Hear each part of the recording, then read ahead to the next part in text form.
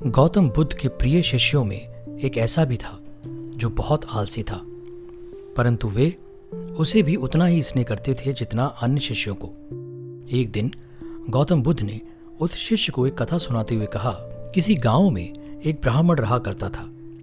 वह बड़ा भला आदमी था, लेकिन साथ ही काम को टाला करता था। वह ये मानकर चलता था कि जो कुछ होता है भाग्य से होता है। वह अपने हाथ पैर नहीं हिलाता था। वह बहुत आलसी था। एक दिन एक साधु उसके घर आया। ब्राह्मण और उसकी घरवाली ने उसका खूब आदर सत्कार किया।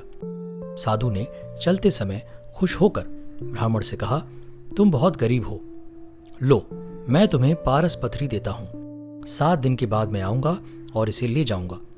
इस बीच तुम जितना सोना बनाना चाहो बना लेना। ब्राह्मण ने पथरी ले ली। साधु चला गया।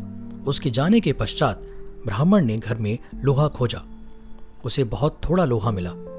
वह उसी को सोना बनाकर बेच आया और कुछ सामान खरीद लिया। अगले दिन स्त्री के बहुत जोर देने पर लोहा खरीदने बाजार में गया तो लोहा कुछ महंगा था। वह घर लौट आया। 2-3 दिन बाद फिर वह बाजार गया तो पता चला कि लोहा अब पहले से भी महंगा हो गया है। कोई बात नहीं, उसने सोचा, 1-2 दिन में भाव जरूर नीचे आ जाएगा, तभी खरीदेंगे। किंतु लोहा सस्ता नहीं हुआ और दिन बीतते गए। 8वें दिन साधु आया और उसने अपनी पथरी मांगी तो ब्राह्मण ने कहा, महाराज मेरा तो सारा समय यूं ही निकल गया। अभी तो मैं कुछ भी सोना नहीं बना पाया। आप कृपा करके इस पथरी को कुछ दिन मेरे पास और छोड़ दीजिए। लेकिन साधु राजी नहीं हुआ। उसने कहा, तुम जैसा आदमी जीवन में कुछ नहीं कर सकता। तुम्हारी जगह और कोई होता तो कुछ ना कुछ कर डालता। जो आदमी समय का उपयोग नहीं जानता वह कभी सफल नहीं हो सकता। ब्राह्मण पछताने लगा, पर अब क्या हो सकता था।